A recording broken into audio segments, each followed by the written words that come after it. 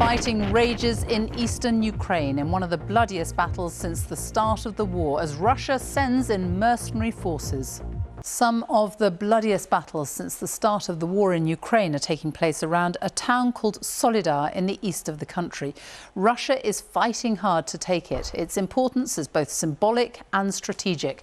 Russia wants a decisive win on the battlefield after a series of retreats in recent months. If they manage to capture Soledar, it would mean that Russian troops could encircle Ukrainian forces in the city of Bakhmut, where heavy fighting has been raging for months.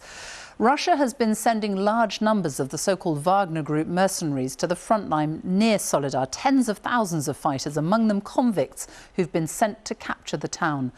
For now, Ukraine says its soldiers are still holding out despite the fierce opposition. Our Ukraine correspondent James Waterhouse reports.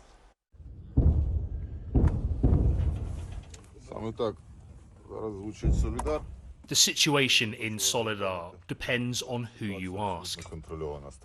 It's under control as of this morning, according to this Ukrainian commander.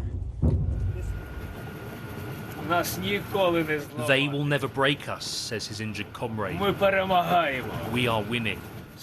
But if you ask these two, Wagner are clearing the city, they say. Russian, yes, but not from the regular army. They're from a private military group called Wagner, a network of mercenaries who do a lot of Russia's fighting. Its boss, Yevgeny Prigozhin, has recently recruited convicts from Russian jails, and they've been spearheading the attack on Soledar, claiming to now be in full control. We chat to one Ukrainian soldier on the front to see if that's the case. Don't believe Russian propaganda. It's not true. Bakhmut and Soledar have Ukrainian control. Kyiv has described the battle for Soledar and Bakhmut as the bloodiest scenario yet. And that's all we can say with real certainty. Small amounts of territory are being fiercely fought over, and the human cost is huge.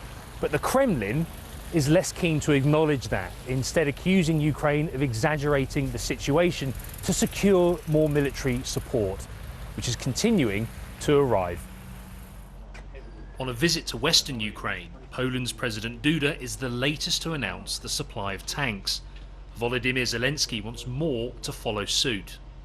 In Russia, there seems to be division. The Kremlin claims there is still fighting in Soledar, at odds with Wagner's take. I understand that the situation in the new entities is difficult and hostilities continue in some territories. Peaceful life has not been restored everywhere and the safety of people has not been ensured. Moscow is continuing to claim everything is going to plan in its quest to occupy the eastern Donbass region.